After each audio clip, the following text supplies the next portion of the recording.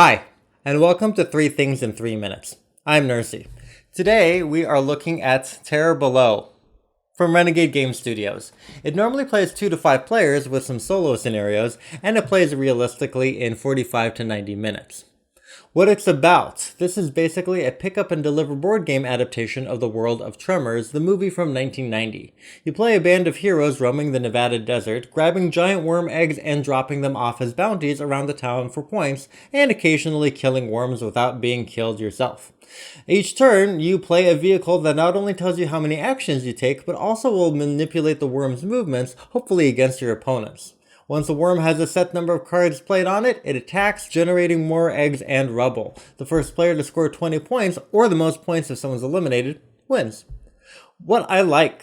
This is a relatively simple, cute, and light pick up and deliver game. It doesn't have much of the baggage that other similar games have. You pick up eggs of certain colors and either deliver them where the bounty says for a bunch of points, or just any location for 1 point.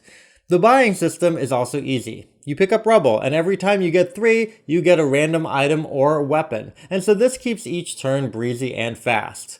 And while the pick up and deliver aspects are relatively simple, a lot of the strategy in the game comes from how you have direct control over the worm's movements. Many of the vehicle cards have distraction icons on them which let you move a worm of your choosing in a particular direction. Now, getting a worm out of your way and having it hit its card limit and attack another player is as much a key to winning as delivering the eggs. And keeping with the light gameplay, the game has a nice aesthetic with some comic-style art, retro vehicle pawns, a large egg-shaped player board, and a whole lot of menacing-looking plastic eggs. Points to consider. Everyone starts off with a squad of 3 random heroes, and they can be rather variable in their usefulness, so it may be that someone starts off with a particularly good or bad set of abilities that affects their gameplay, and some people won't like that.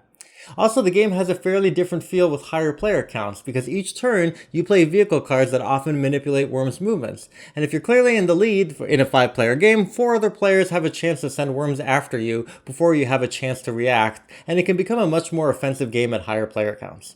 And so if you do die, it sets you back. You lose one of your 3 characters, drop all the eggs you were holding, and restart in a town location.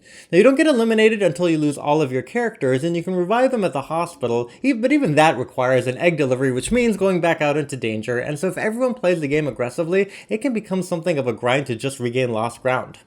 So, in summary, it's a relatively light and playful pick up and deliver game inspired by Tremors, where much of the strategy comes from manipulating worms to attack other players, and it can lead to some grinding and helplessness, especially at higher player counts. Thanks so much for watching. Please make sure you like the video and subscribe to the channel.